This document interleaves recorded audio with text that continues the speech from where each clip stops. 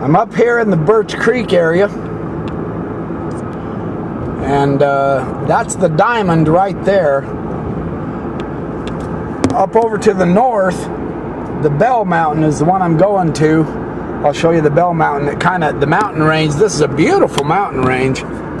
Nice place to camp. I've climbed the diamond. I believe it's like 11,600 feet. It's a pretty tall one. Bora is up to the north. That's the tallest mountain in Idaho. I'm going to go over to the Bell Mountain and do some videoing there. But this range of mountains, on the other side of this range is the Little Lost River range. It goes out into the Arco Desert and then comes out of Thousand Springs by Twin Falls. But it's a beautiful day. I'm going to go do some videoing.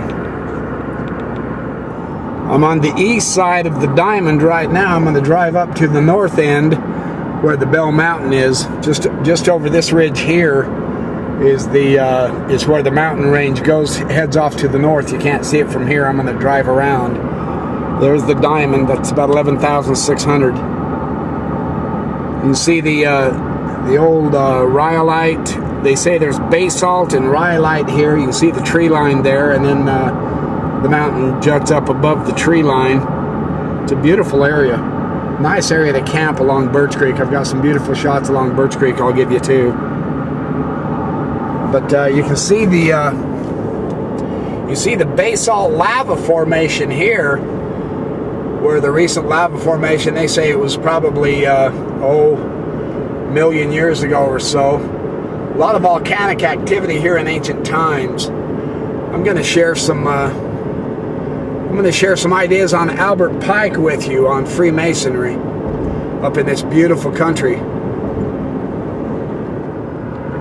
Now I'm just starting to come around to the north side, and there's the Bell Mountain right there.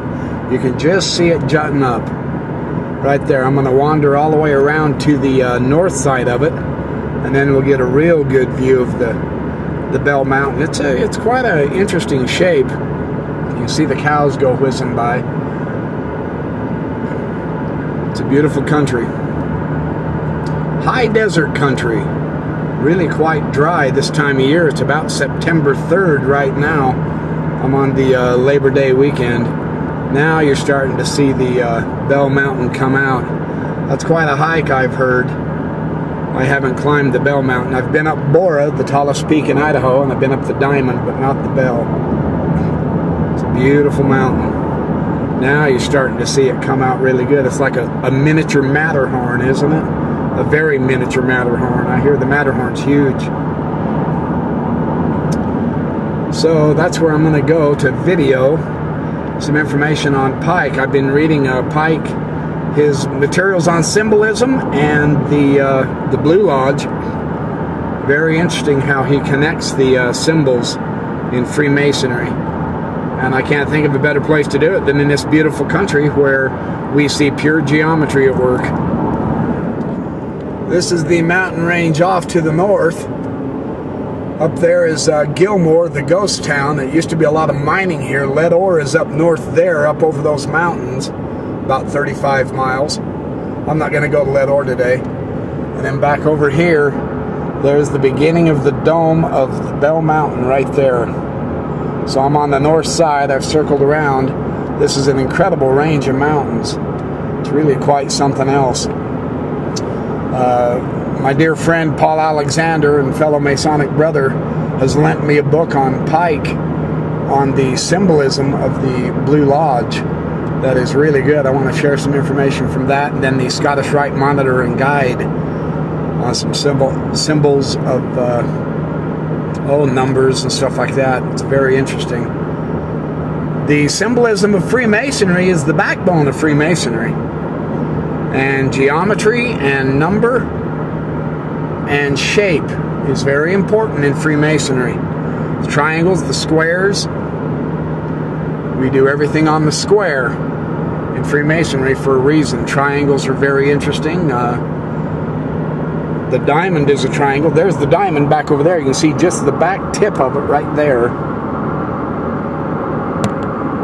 And then you come over to the north, and there's the Bell Mountain. You can't see it from the east, but I'm coming up over around the north side. In our second degree fellowcraft lecture, we talk about appreciating the creation and the great creator. Can't think of a prettier spot to tell you about some of the symbolism of Freemasonry than right under the dome, right there under the Bell Mountain. Beautiful spot.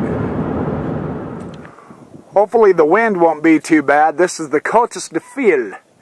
It's a French-Canadian, came to the southern Idaho in 1818. Joseph Coate found this valley while he was trapping for beaver. Up north, right up over through there, are the Beaver Head Mountains. That's the beginning of the Beaver Head Mountains over there. Those are on the east side of the highway that I'm on right now.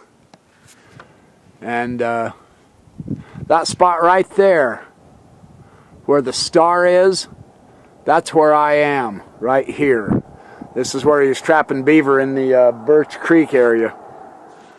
Right here on Idaho 28.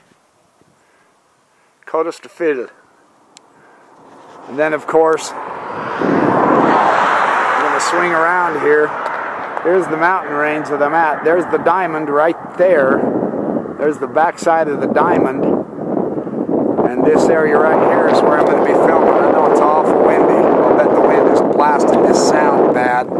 Sorry about that. I'll make it. There's the Bell Mountain right there. Quite a spectacular jut of rock. I believe it's granite and rhyolite and all that. This whole mountain range, now I'm pointing north.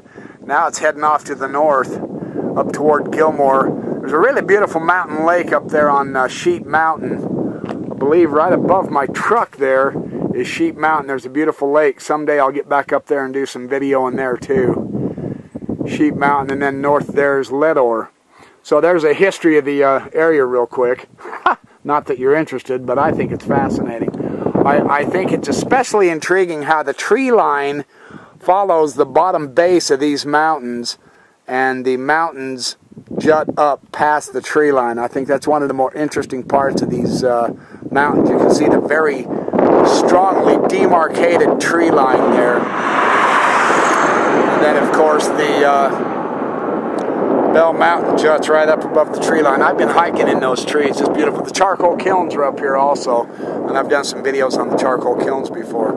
It's time to get to Albert Pike. Let's do some studies on symbolic masonry. Really fun stuff. It's awful breezy today. I hope you can hear this. The rabbit brush is blooming really nice. It's that time of year. The rabbit brush looks really good. It kind of yellows the desert floor. I'm on the east side of the diamond. Not that small peak to your right, but right there is the diamond. And I'm on the west side of it now. I've kind of come along in a horseshoe all the way around the diamond. It's a spectacular climb. And then this range comes off to the north, right there.